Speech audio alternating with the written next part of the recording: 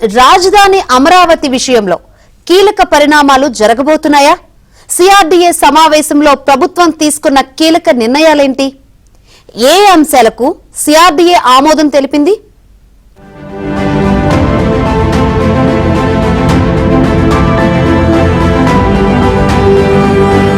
CM Chandrababu అధ్యక్షతన జరిగిన CRDA authority సమావేశంలో కీలక నిర్ణయాలు తీసుకున్నారు.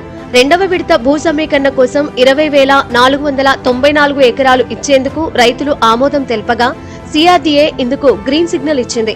స్మార్ట్ ఇండస్ట్రీస్, స్పోర్ట్స్ సిటీ, అంతర్జాతీయ విమానాశ్రయాల కోసం 10,000 ఎకరాలు అవసరమవుతాయని సమావేశం అభిప్రాయపడింది.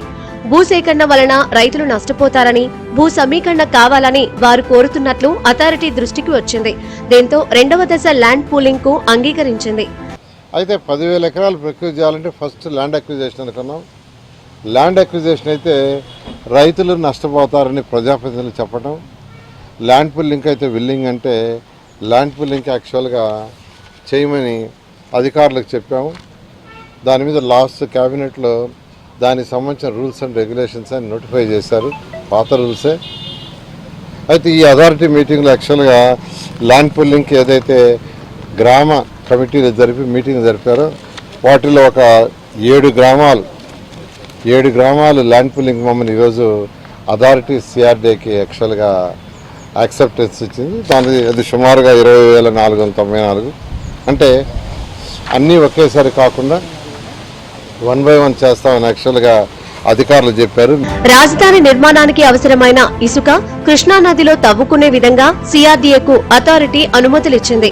రెండవ దశ భూ సమీకరణకు రైతులు స్వచ్ఛందంగా ముందుకు వస్తుంటే వైసీపీ వాళ్లు ఇబ్బందులు సృష్టిస్తున్నారని మంత్రి నారాయణ మండిపడ్డారు.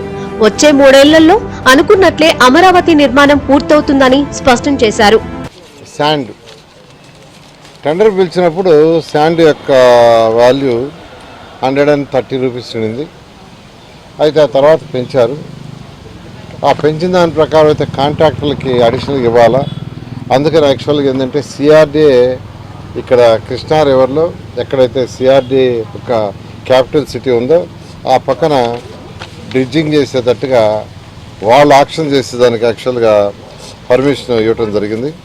రాజధాని నిర్మాణ పనులు, రెండవ దశ ల్యాండ్ పూలింగ్ తో పాటు పలు కీలక నిర్ణయాలపై సిఆర్డీఏ అథారిటీ చర్చించింది. రాజధానిలోని E15 రహదారిపై 6 లేన్ల ఆర్ఓబీ నిర్మాణానికి గ్రీన్ సిగ్నల్ ఇచ్చింది.